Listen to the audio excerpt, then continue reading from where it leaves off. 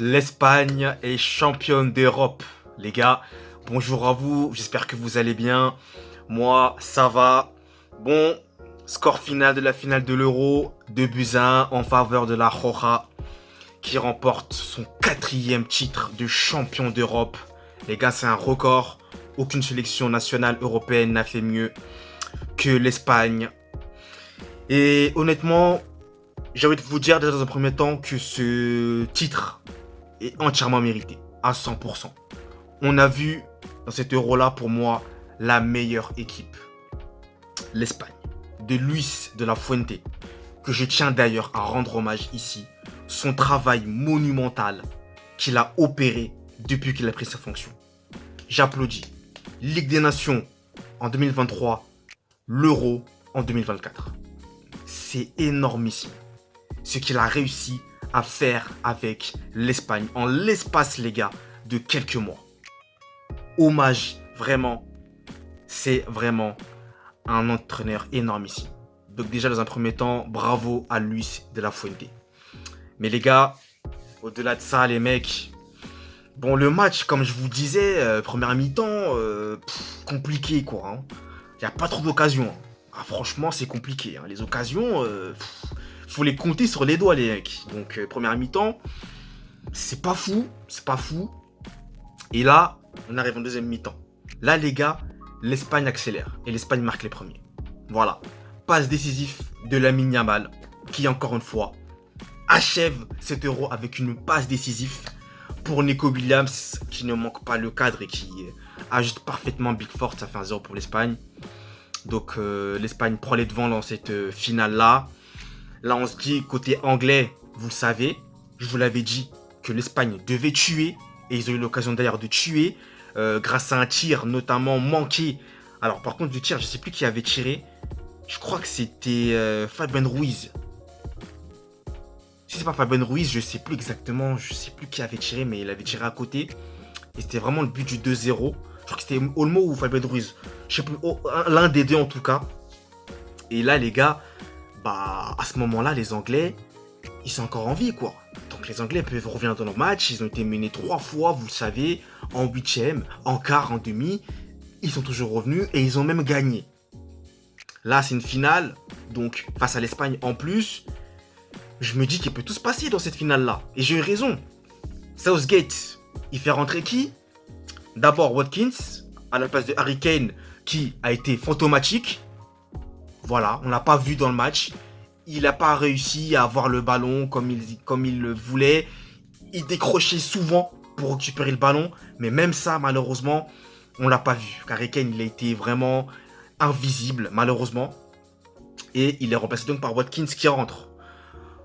Watkins qui rentre aussi, c'est pas non plus fameux, on a du mal à le trouver. C'est compliqué. Et vous avez quelques minutes après, Cole Palmer qui rentre. Mais Cole Palmer, en fait, moi les gars, pour moi, il devait jouer en tant que titulaire. Cole Palmer devait jouer en tant que titulaire.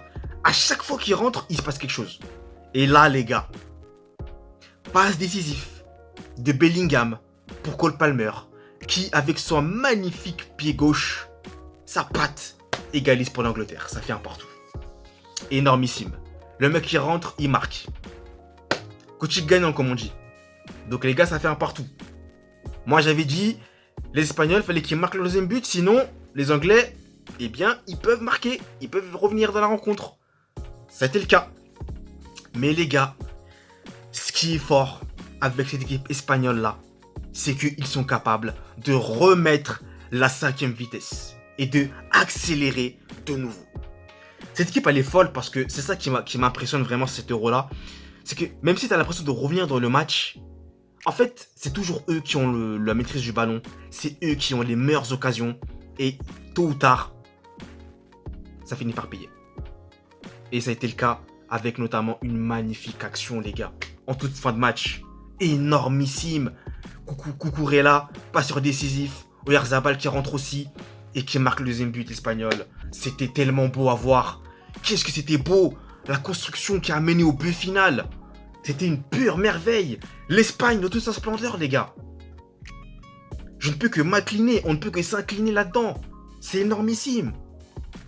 Mais encore une fois, les gars, un match de titan de Dani Carvajal.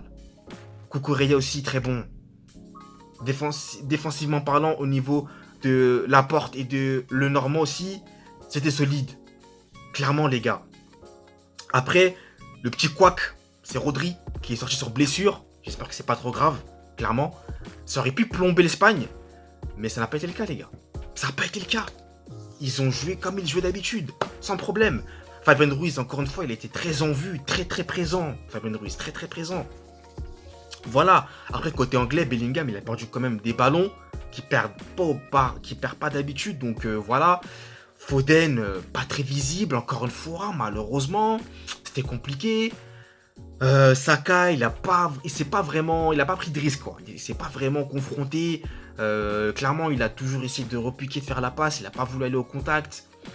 Donc voilà, c'était compliqué pour lui aussi. Mais voilà, Alvaro Morata aussi, il a pesé. Alvaro Morata, il a pesé. Il a fait les efforts qu'il fallait. Toujours. Il a certes pas marqué, mais il a fait les efforts qu'il fallait. Ça, c'était bien, quoi. Ça fait vraiment du bien. Et Nico Williams aussi, qui a fait un très très beau match, parce qu'il est buteur aussi, mais il a été aussi très très bon. Donc les gars, franchement, l'Espagne mérite amplement sa victoire, très clairement. Là, on va pas non plus chipoter Milan. C'est dommage pour l'Angleterre qui va encore une fois attendre avant de gagner un titre depuis 58 ans maintenant, les gars. Je vais quand même vous le dire, 58 ans que l'Angleterre n'a pas gagné un seul trophée.